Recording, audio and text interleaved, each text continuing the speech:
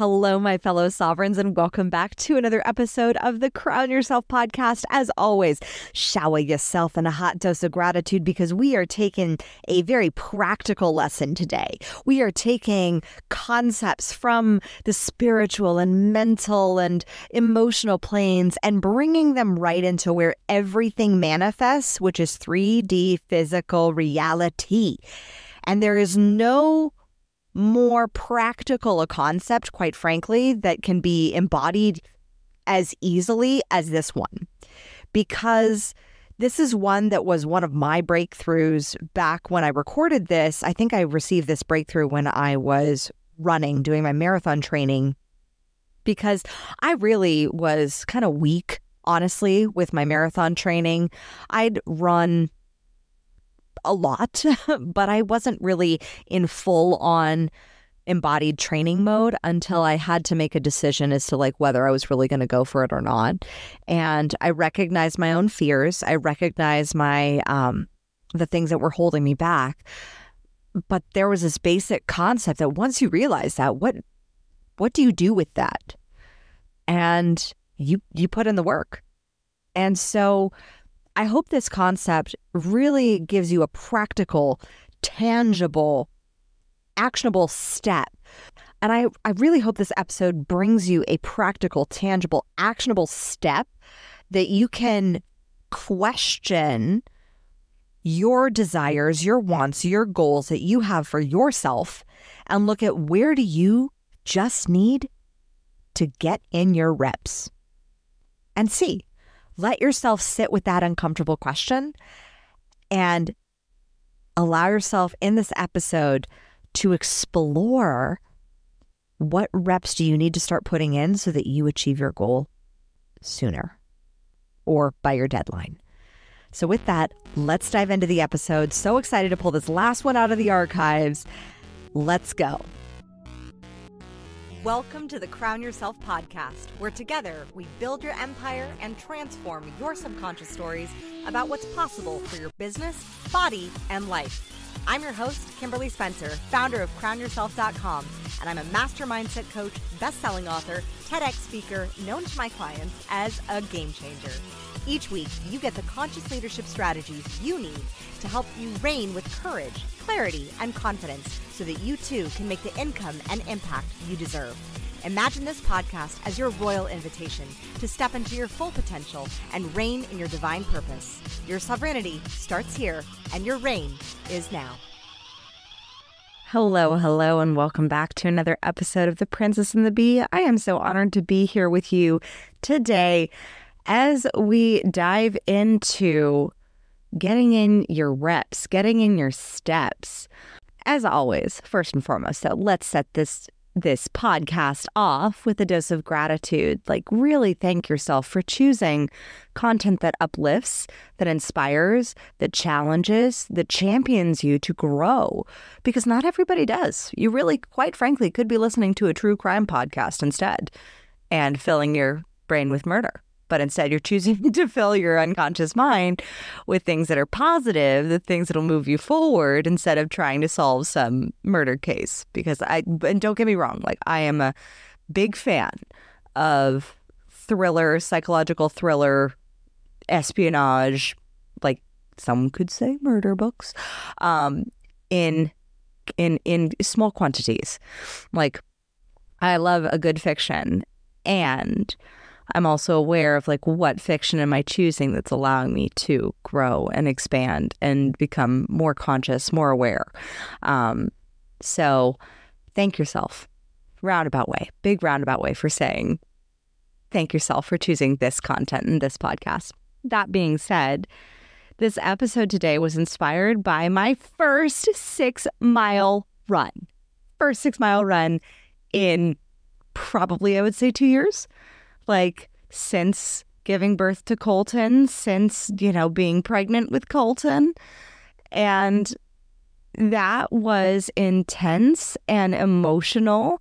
And I think the piece that was so emotional was that I have really been fighting these beliefs of it's hard, my body's not going to be ready for the marathon, because as many of you know, I'm training for the Disney World Marathon, and I currently have, as of today's date of recording, I have a little over 3 months to train.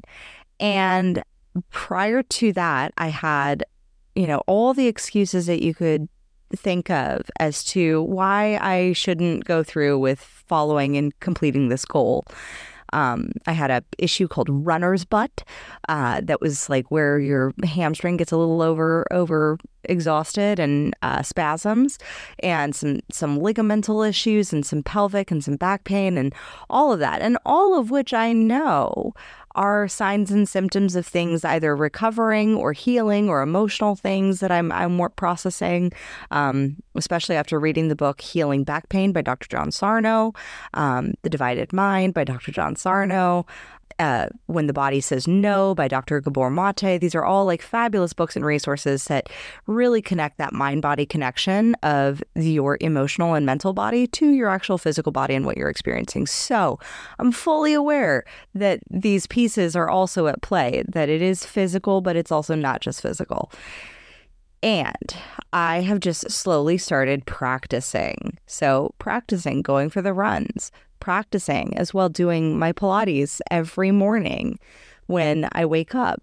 Like that, I knew my body, I always will listen to my body. After beating it up for so many years, like now my body and I have like a really close-knit relationship where when my body says like you need to do something, like I lean in and do it. Like recently my body was saying like, not so much on drinking wine, girl. And I'm like, okay, all right. And I feel amazing. I feel absolutely amazing. Thank you, body, because I listen to the body. Because your body is run by your unconscious mind. Like, think about it. You are not thinking how to breathe your lungs consciously. You're just breathing. You're not thinking about circulating your blood through your system.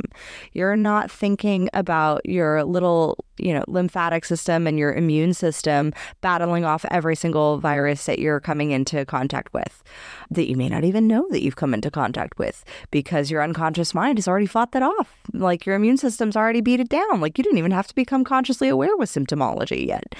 So the power is in recognizing that. Now, obviously, I'm not dispensing health or medical advice. I'm just giving you my own perspective and perspectives of doctors that I have read that are not just like woo-woo naturopaths. Like I love woo-woo naturopaths. Like I'm all about the naturopaths.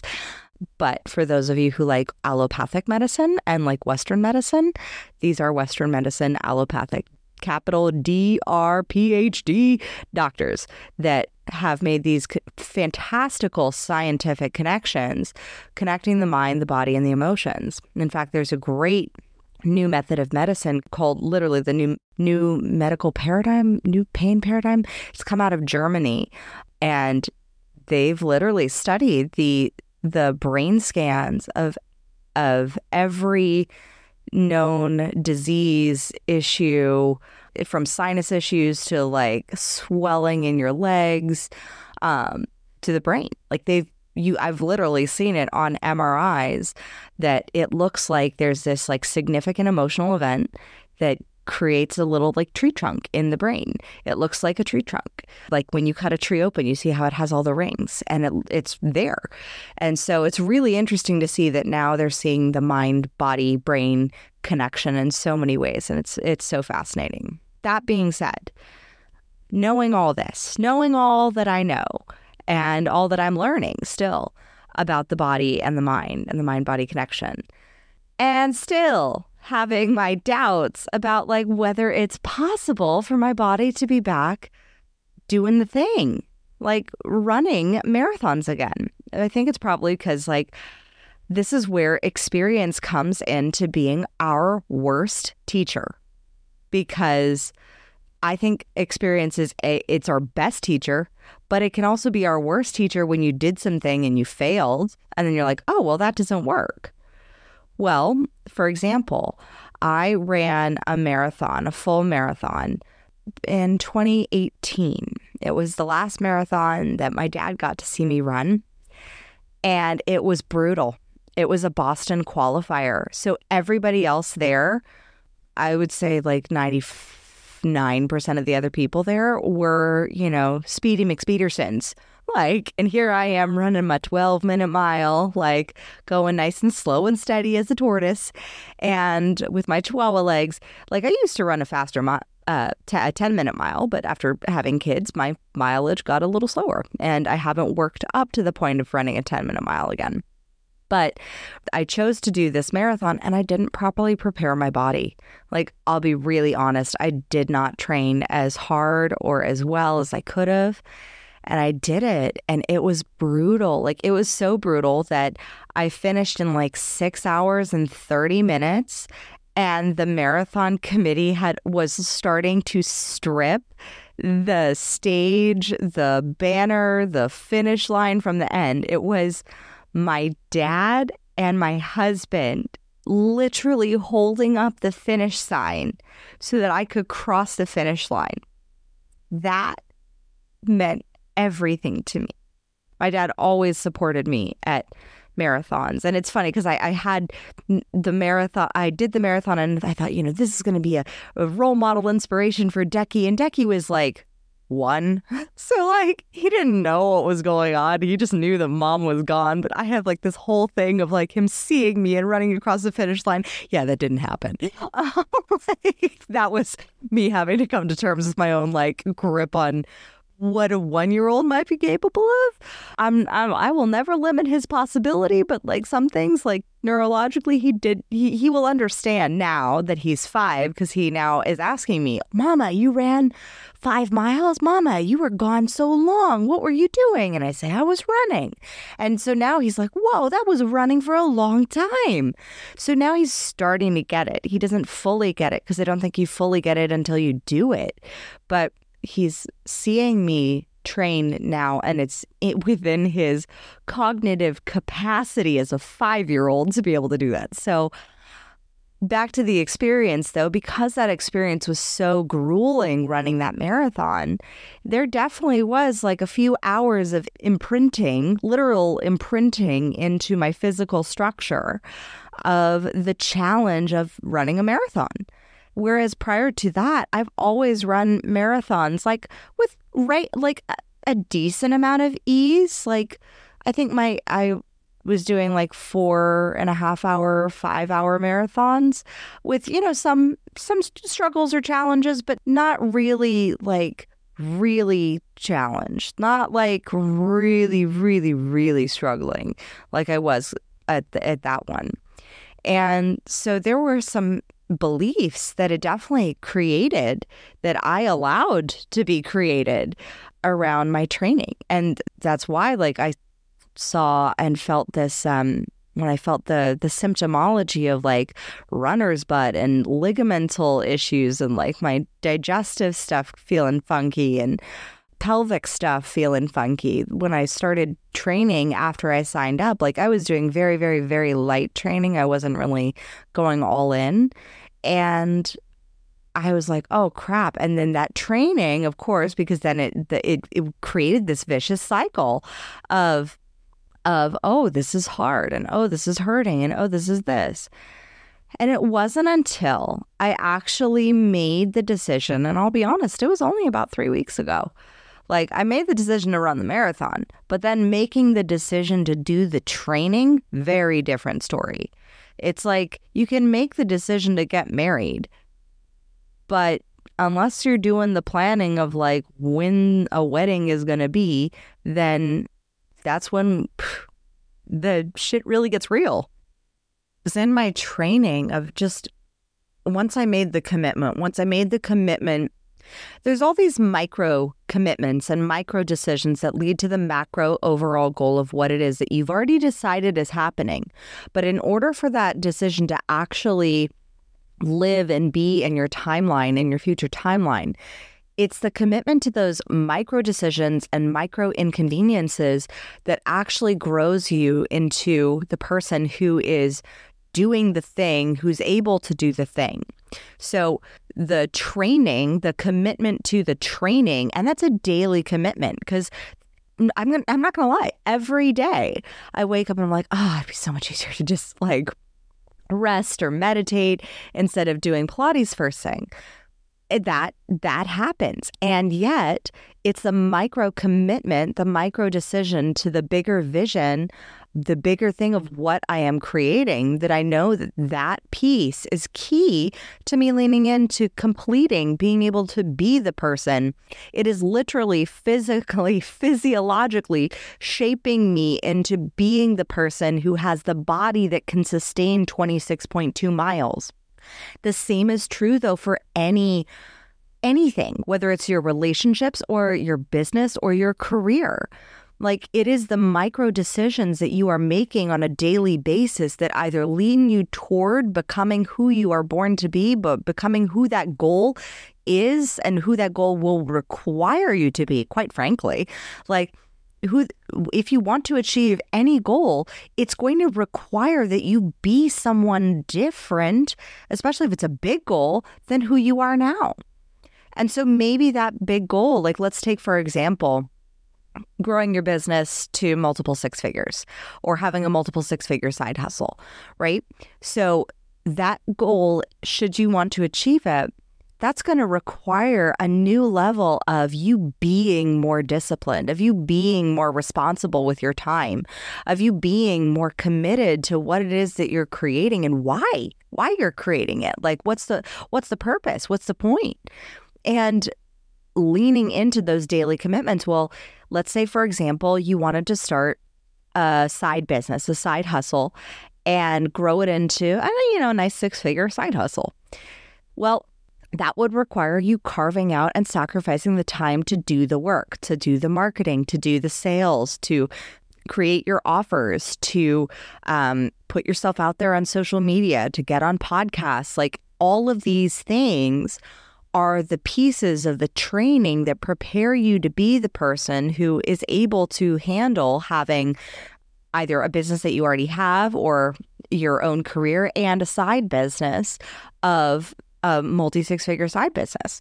And same with a relationship. Like, if you want to have a thriving, healthy, amazing marriage, then it's the being of the deciding to show up on the daily for those uncomfortable conversations where you speak up about how you need to feel seen and heard, or the conversations that your partner comes to you with of like his or hers needs of how they need to be seen, heard, or validated, and being able to show up and have those courageous conversations. That is a huge piece of it, but that is a daily commitment. It's a daily decision. And so it's the commitment to the training where most people fall off from actually achieving the decision that they said that they originally decided, right? Like, most people have the goal. They say that it's a goal. They say, yes, I've decided this. But they aren't willing to put in the reps of what it's going to take to expand, to grow. And to give you an example, like, and initially those reps are going to feel hard, like just on a physiological level. Like, when I first started running, I did maybe a mile or two, and then my back would start hurting and my knee would start acting up and my leg would start hurting. And then I'd start, reassessing my choices of like, what am I doing this for? And then I'd reconnect, reintegrate, assess, do what needed to be done, whether it was going to a chiropractor or going to a chiropractic appointment or getting a massage or just giving myself a day of rest, or actually looking at like, are my muscles physiologically able to rest because of the amount of sleep that I am having? And that was a big revelation where I was like, I'm not giving my body enough sleep in order to recover and repair. So that was where I started making sleep more of a priority. And that in and itself is a piece of the training. It's the training pieces, and it's in the training of going for whatever goal it is, whether it's, a certain amount of money in your business or running a marathon. It's in the training that most people actually give up and then delude themselves that they're, still going to achieve the goal. Like, you might, forego the training and show up on marathon day and rally and crawl across the finish line. I know I did. Like, for my last marathon, I did not train as hard. I did not train as diligently. I did not train with as much commitment to the other pieces of my training. So it's not just running, it's my sleep, it's doing Pilates to make sure my body is in alignment. So make sure I'm physiologically in alignment. Like I'm fully realigning my body after 9 months of being pregnant and then after giving birth and now carrying a baby around. And so all of those pieces played an impact on my body. And so now I'm retraining my body to be in the correct positions, essentially, so that things don't hurt. And that is the piece of the training. The same is true, though, for business. If you are going for an income goal in business, the training is you going out there, you putting your offers out there, you testing to see what works, you making those sales calls, you failing. I had one client who she just joined our Communication Queens agency, and I was so excited to hear that she lost $36,000 from failed sales calls. Like, she failed 8 sales calls. She had 8 lined up, failed them, which equals to $36,000 of loss. And she was like, Kim, in corporate, I would be fired for that. But she goes, because I'm running my own business, it is fail forward fast as possible. And she's like, I'm going for it. And I'm so excited to be supporting her and getting booked on more podcasts with our Communication Queens agency, because that mentality is so essential. Like, fail forward fast. Like, I could definitely say that my first few runs were fails because they were painful. They hurt. They were uncomfortable. But I learned. I was like, oh, my body needs more Pilates. My body needs more stretching. My body needs more rest. And as I started to give my body more training in the right way, the Pilates, the rest, the stretching, my body started to respond. And so then now, only 3 weeks later, I ran 6 miles, and 6 miles, it wasn't until 4.5 that I started to feel like a little bit of tightness and uncomfortableness in my body. But the first 4.5 miles felt easy. It felt light and breezy. And I felt like I was back. And I was like, oh, if I do 6 miles, I know I'll be able to finish 12, because that's always been my motto. If I get halfway, I know I'm going to make it all the way. So if I get halfway, I got halfway to 12, which is almost a half marathon. And so once I get to 12:13, then I will have run a full marathon. Like, I'll know in my body. But the fact that I could do that in just 3 weeks of just the diligence of putting in my reps, putting in the steps to allow my body to expand and trusting in the timing. That's a huge piece. So not only putting in the reps, but trusting in the timing. Like, if you have a big, hairy, audacious goal that you want to go for, I know, and I will be fully transparent and honest, I have written down that I have had $1 million business for years. Literally. I remember in 2017, I had just given birth to Declan, and I was in this coaching group for business coaching that was helping me set up my coaching business. And it was all about, what's your big, hairy, audacious goals? And we would jump around and say our affirmations. And I would beat myself up because I wasn't achieving these big, hairy, audacious goals. I had big goals of having 100K months and whatnot back then. And then I would beat myself up, and because I wouldn't achieve it. And then, honestly, I look at those goals of what I wanted back then, and I still want. I mean, I'm currently in competition with one of my clients for some goals. But the beliefs that I had back then, I needed to do a lot more personal development reps than just putting in the reps. I needed to have a lot more diligence and discipline than I had back then. Like, now, multi-million-dollar a year, yeah, you betcha it's coming. Like, just you wait. I will be tooting my horn, and we will certainly have a party. And it's not about that. It's about who I am becoming and what that will require me to be, who that will require me to be in order to have that, in order to be the person who can sustain that. And every rep you're putting in on every day, let that be a reminder that that is your training ground. I once heard it on Tom Bilyeu's podcast where I forget who he was talking to, but it was a fantastic interview on impact theory. And the key piece was, he said, if only entrepreneurs trained like athletes, because athletes know the value of the training.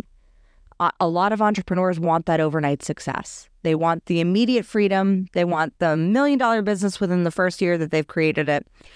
And sometimes, quite frankly, a lot more personal development and internal development needs to happen before that comes. Like, I look back and I'm like, if I had been blessed with $1 million business back in 2017, I had so much unresolved trauma that I didn't know how to process. I already know I would have been not diligent with my expenses.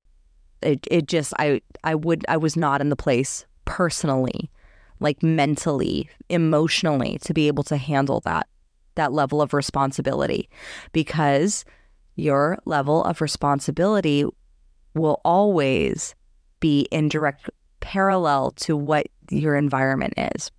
So if you want your environment or your results to expand, you also must expand your level of personal responsibility. And back then, I had so much fear around this particular responsibility of having a business and supporting this new little life that was mine, that was Declan. And I had so much fear around that I didn't quite know how to process. Like, I was actually processing a lot of trauma back then, and I didn't realize it. And now I look back and now I see how far I've grown and how much I've grown, and how now I look at certain goals and I'm like, yeah, that's no big deal. Like, that's no big deal. I know I'm going to be able to do that because I've done the work to get to the place of discipline, responsibility, systems, delegation that allows me to be able to look and think through the eyes of a CEO instead of this who I was being back in 2017. And the same was true when I ran that marathon in 2018. I did not train my body to become a marathon runner. I was leading with pride and ego. And quite frankly, those were my goals back in 2017. It was pride and ego. I needed to have a $1 million business to prove that I was worthy, to prove that I could do it, to prove to myself, to, like, all of my motivations were away from to not be, in debt, to not be, to save for my family. And like, I had this fear of something happening to Declan, like this desperate fear that actually was a huge belief that made me not want to make money. Like, it was super in the way for a while. So looking at all the levels of the reps that you're going to put in, because you're going to put in reps, the personal, the emotional, the mental, the physical. And the only way that transformation takes place, like I said in past podcasts, is in the physical realm of actually putting your feet to the pavement and doing the reps of the run. Like, I knew that I had to do that. My training for a marathon was not going to happen on an elliptical. Wrong training. And the same is true that I see so often in business, is people think, oh, my training for business is going to happen in this certification course or by me just doing more networking. And I'm like, your training for business is going to happen sales call after sales call after sales call after sales call, and seeing the actual direct reflection of your offers in the eyes of the consumer and what they value, what they don't, what they want, what they need, and being able to adjust and pivot accordingly. So that's where the real training comes down. The training for business comes in when you're looking for investors, and putting your pitch deck together and reaching out and connecting and getting rejected. It's gonna come in the face of opposition. But I promise you, just like with doing a 6-mile run was for me, the more you put in those reps of doing the reps of putting yourself out there, the easier it's going to get. And then so eventually it literally physiologically conditions you to be the person who can have, do, and be all that you want to be, do, and have. With that being said, my fellow sovereigns, I hope you love this episode. I hope that this encourages you to get in your reps, whether it's, hitting the gym to achieve that goal weight that you want to have, or that goal body, that glow up that you're going for, maybe this upcoming New Year's, or whether it's those financial goals or your business goals.